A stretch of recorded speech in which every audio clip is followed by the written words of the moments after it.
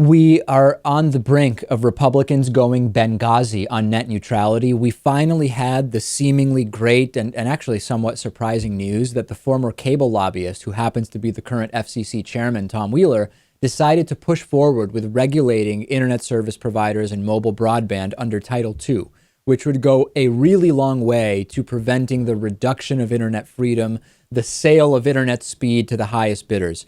Republicans are not thrilled, and a Republican strategy is emerging to try to undermine the proposal of Tom Wheeler. The talking points are no surprise, arguing that the FCC's proposed rules would stifle investment, hurt innovation, and raise prices for consumers is what the Republicans are planning to do to argue against this plan. They are saying it is interventionist. It is too much government interference. It is a gift to trial lawyers. But this also comes with a twist. Critics will seek to tie the net neutrality proposal to President Obama. The White House, they say, has inappropriately pushed an independent agency to consider far more aggressive regulations than what they had initially proposed.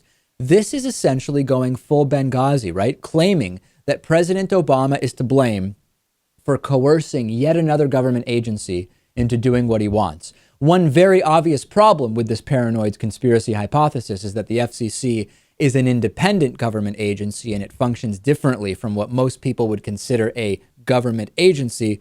But let's put that aside for a second. We now, if you believe Republicans, we have Obama forcing the Bureau of Labor Statistics to doctor unemployment numbers.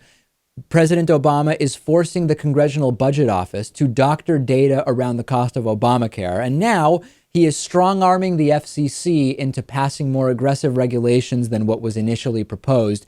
It is Benghazi all over again.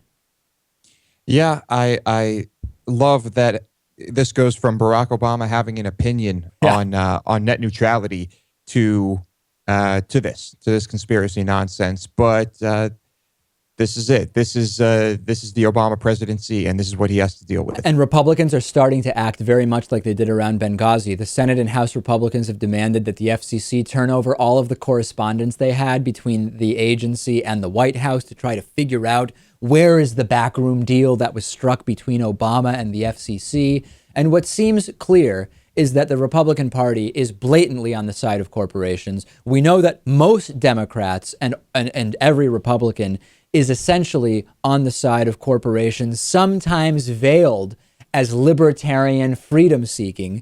But now we have one area, at least, in which Republicans are even more obviously on the side of big corporations.